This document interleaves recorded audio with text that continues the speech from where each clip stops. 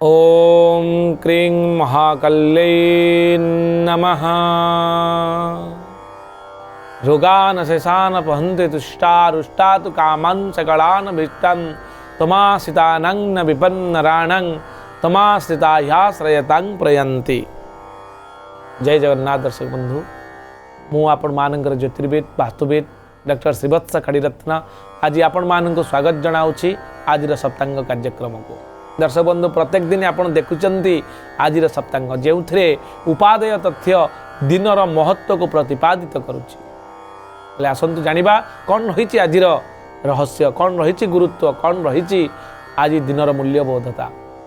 आज हूँ मार्गशीर मास बिछा 29 दिन डिसेम्बर 14 तारिख रही रविवार रही सूर्यंकर बार।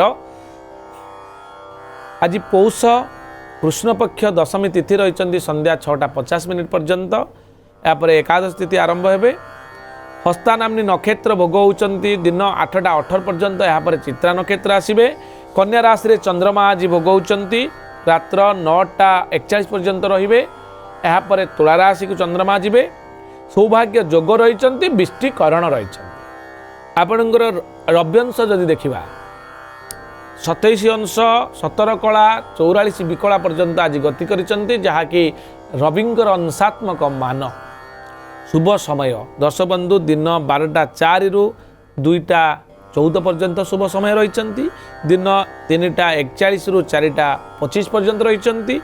संध्या 6:53 रु रात्र 8:38 पर्यंत रही। रात्र 11:16 रु 1:53 पर्यंत शुभ समय रही। ए समय कौन शुभ कार्य आप चाहिए करें। कालबेला एवं बारबेला गोटे समय आज दिन में भोग होती, जहाँकि दिन 10:20 रु 1:03 पर्यंत। ए समय संपूर्ण सेंसिटिव पीरियड। ए समय कौन शुभ कार्य मन रखु करंतु नाही। निश्चित खाद्य हिसाब से कलम एवं शिंब आज खातु ना। कलम शाग एवं शिंब। आज जो पिलाटी आपण परिवार जन्मग्रहण करुँच हस्ता नक्षत्र कन्या राशि हे 13/6 देवगण पिलाटी प्राप्त हेब। पर हर्षकार पु मुदिनेश मुध्यण एवं ठ अक्षर तार नामकरण करूँ। दिन 8:18 पर जदि कौन पिला आपण परिवार जन्मग्रहण करुँच आज दिन में 14/6 चित्रा नक्षत्र कन्या राशि राक्षसगण पिलाटी प्राप्त हेब। तार नामकरण आपण करूँ पर एकार पे एवं पर ओकार पो।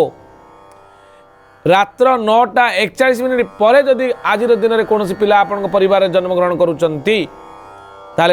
चित्रा नक्षत्र तुला राशि 14/7 राक्षसगण हेब एवं तांकर नामकरण करें र एवं री अक्षर रे। 3-3टा राशि 3-3टा नक्षत्र ये जो 3-3टा पीरियड आपन को दिगला या मन रखिए। भविष्य आम जब देखा रविवार थी पिलाटी साहसी हे, धैर्यवान हे, स्वाभिमानी हे। कौन व्यक्तिर आज दिन में मृत्यु घटिले मृत्यु एकपाद पुष्कर थी कृषिनाश भय थी आपड़ भूमिदान कर तार प्रतिकार विधान करवा हे। एबे आमे जानिबा मेष राशि ठारू मीन राशि पर्यंत कौन रही सम्यक चंद्रकुंडली अनुसार सूचना।